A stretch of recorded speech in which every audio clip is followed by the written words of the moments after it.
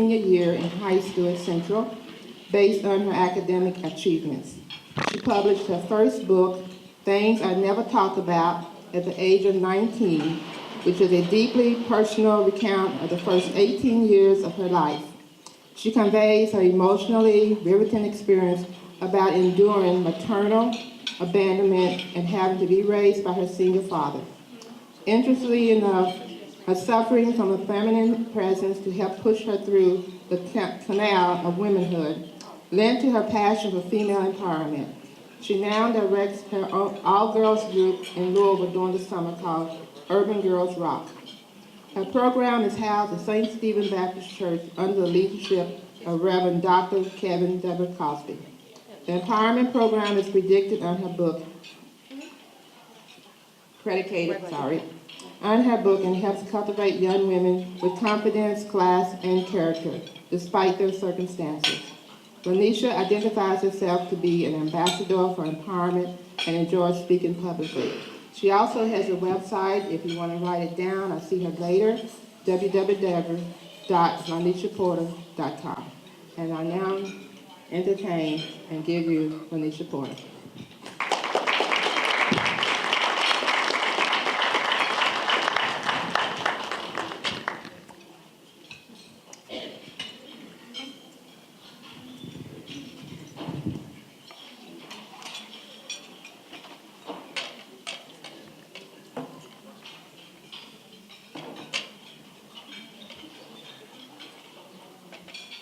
Hello, testing, 1, 2. How's everyone today?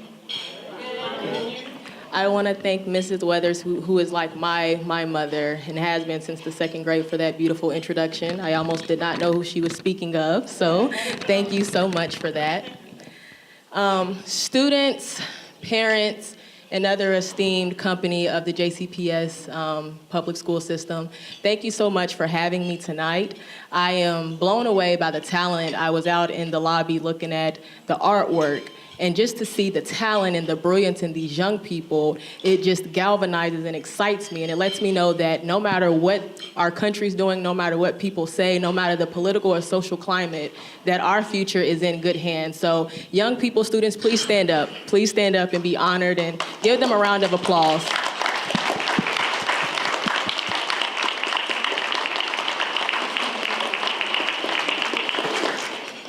So where are my Central people at? My Central people? All right, Central in the house. I myself, absolutely, the historic Hive. We have Muhammad Ali, we have so many greats. I myself graduated from Central 2013 from the Law and Government Magnet. I now go to school at Manhattanville College in New York, where I will graduate in the springtime with a bachelor's degree in political science and philosophy with a minor in women's studies. So I'm very excited about that. Thank you, JCPS, for giving me that foundation to go out into the world and feel confident enough to do what I do. It is with great confidence that I say, young people, education is so important. Repeat after me. Education is so important. I say that with deep conviction. I myself come from the West End of Louisville, from destitute, from limited means, not having a lot, just having an imagination, just having a dream, and having the audacity to dream. But yet and still, I've been able to go out and see parts of the world that I never thought that I would see. So it would be remiss of me to tell you all how much education has played a great big part of that. Education has the power to change the whole trajectory of your life, which is why you need to invest in it. No matter how hard it gets, no matter the pressures that are there to give up, make sure that you hold on to your education and know that you have the power to literally change the trajectory of your life and define who you will become. Dr. Martin Luther King once said, the goal of education is intelligence plus character. The goal of education is intelligence plus character. Intelligence is what makes you eligible, but it is character that will help you occupy the spaces that you will. Each day, your character will be tested. Each day, your character has a pop quiz. And one day you will have to give an answer or an explanation for the answers you have given on those pop quizzes. What do you do when no one is looking or you think no one is looking? What do you do and how do you speak when you think no one is listening? All of these things define your character. Your character is a series of actions done by you that go forth to build your reputation. And let me tell you, young people, reputation is important. Reputation is gonna be your passport in life. Your reputation is what's gonna be said about you when you're not in the room. It's what your life legacy will be. And don't be fooled and think that it happened in one isolated day, that one day you just wake up and you get to build your legacy or your reputation or your character. Every single thing that you do, the way that you talk to people, the way that you treat people, the way that you act in the classroom, the effort you give toward your education, all of these things go forth to build your character. So think long and hard about how you act day in and day out. The goodness of the world is only as good as you are willing to be, okay? The goodness of the world is only as good as you are willing to be. So as Michael Jackson said, and he talks about the man in the mirror, you have to wake up and look yourself in the mirror and say, well, how good do I want this world to be? If I want to make a change in the world, what am I going to do about it? I realized the importance of character not only by Miss Weathers telling me in second grade, you got in big trouble if you didn't say yes ma'am, no ma'am, or be kind to your classmates. She was very serious about that. And to this day, as a soon-to-be 22-year-old woman, I still cling to those things that she taught me. But I learned even more. It was reiterated to me how deeply important character is when I started applying for jobs. I'm already looking for jobs. So when I graduate in May, I'll have my next direction set. But as I applied for so many jobs, there's something that you definitely need. You definitely need the degree. It's important. They want you to have those credentials. They want to know where you graduated from, all of that. But that's not enough. The degree is not enough. They want to know about your character. They want to know about your soft skills. Are you honest? Are you respectful? Are you a team player? Are you inclusive? Are you honest? All of these things are needed when applying for a job. So that within itself lets me know that it's not intelligence that is just it. It's not enough to get the job. You have to have character. People have to be able to trust you. They have to be able to trust that you will be a good example of their country. Well, of not only their company, but it is a good idea to be a good example for your country as well. And young people that also goes forth, don't think that you're so far or removed from this. Even how you act in the classroom. Are you being a good example for your teacher? When you walk down the class, when you walk down the hallways, the way you act in the lunchrooms, the way you act on field trips, all of that is very important. So be intentional about the legacy and the character traits that you show. Dr. Martin Luther King once also said, there is a time when one must take a position that is neither safe nor politic, nor popular, but he must take it because his conscience tells him it is the right thing to do. So saying that, I want to share with you a little bit about my semester studies.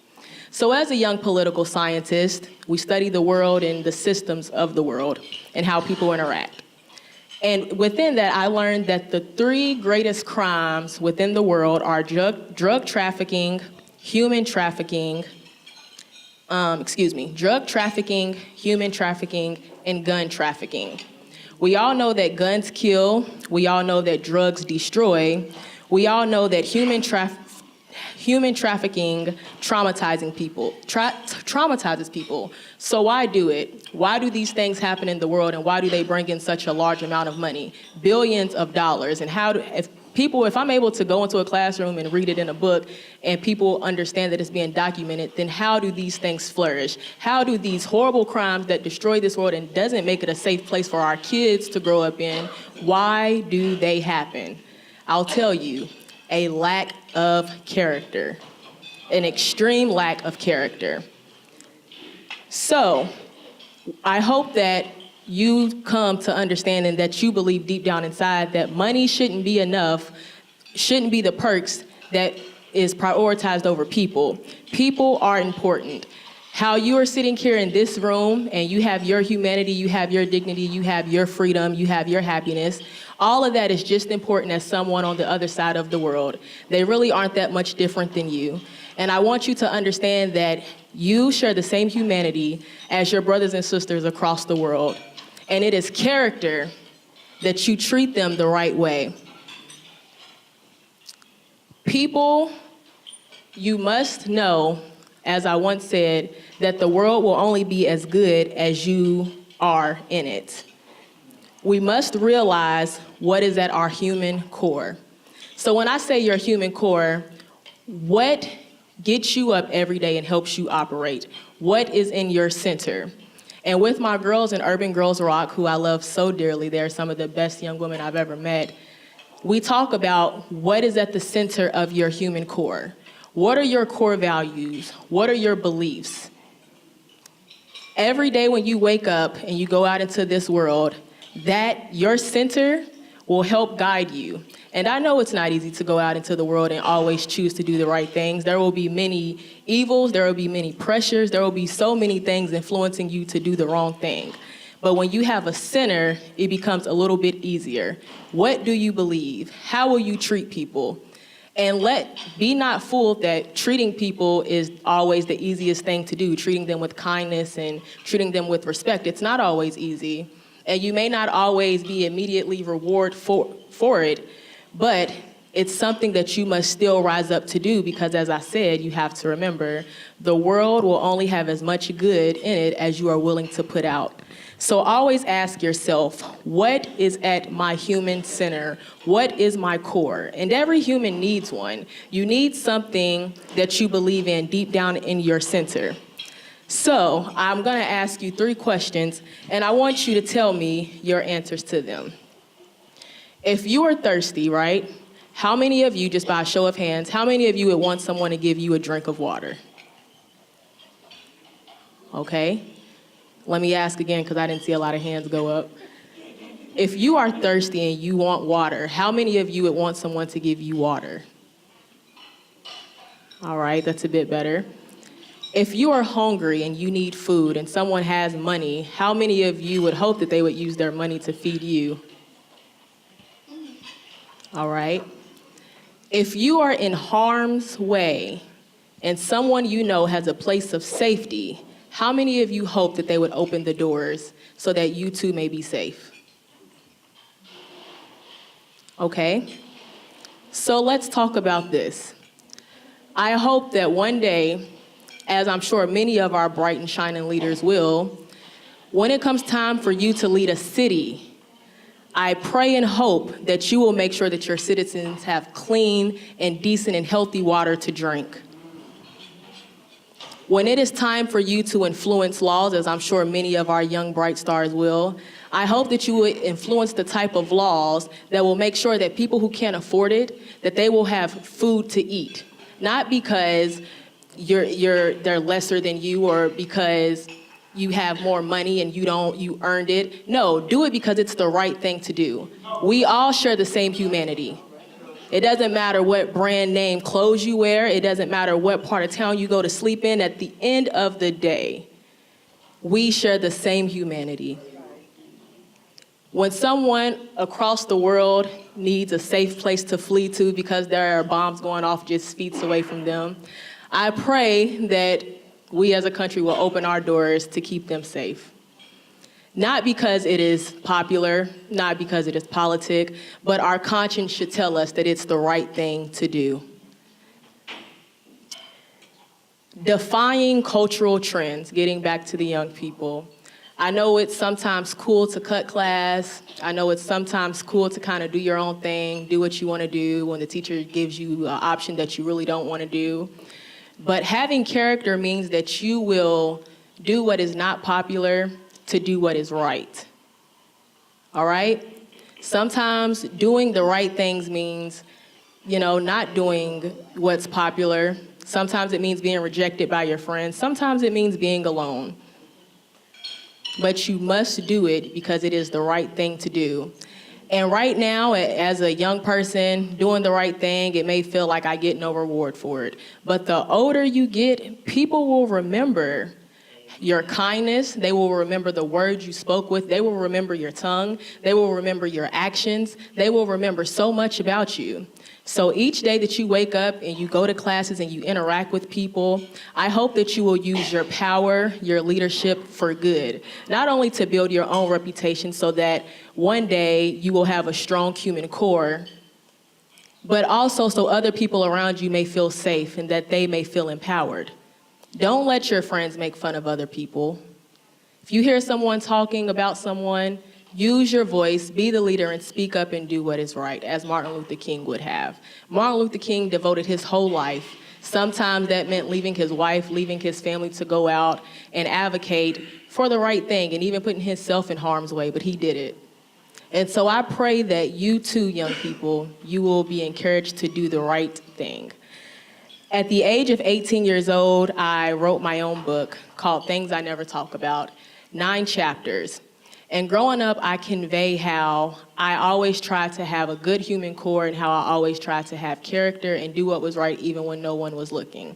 And as I said, it wasn't always easy. I've had a lot of people tell me that I would fail, that I would, be defined by my circumstances. And yet and still, you don't even need to say anything back to people. You just, like I said, you have a strong human core and you allow your actions every day to build your character. And I promise you, your character as a strong compass will take you places when you do what is right. But in that book, I talk about how people told me I would fail, how people told me I wouldn't be much. But every day, I got up, 7:40 a.m., went to school, never missed a day of school, 4th grade all the way until I graduated, perfect attendance, there on time every day. And so I encourage you to do the same thing. Don't worry about what is popular. I got made fun of a lot. They called me lame. Lanisha, you're lame. Why don't you cut class? Why don't you do this? Why don't you do that? But I knew exactly where I wanted to go. I knew my mountaintop. So I want to make sure that you too go home and think about what is your mountaintop. Don't worry about the cultural trends. Don't be so influenced by the music. Don't be so influenced by the television. You go home and you think about what is at your human core. What are you going to reflect back on that's going to help influence you to do the right things when there are so many people telling you to do the wrong things? There will come a time when you will have to answer about why you did the wrong things. And I'm pretty sure that would be a pretty awkward explanation. So just choose to do the right things, choose to rise above, and know that your compass is directed by your human core. So when you go home tonight, I want you to think about your mountaintop. Where do I want to go? Where do I want to be? How can I help make this world better? Think about your skills. Think about your strengths. And then you take all of that, you take all that you are as a human, and you rise up to empower it and to use the spaces that you occupy to help make this world a better place. Thank you so very much. Once again, I am Lanisha Porter.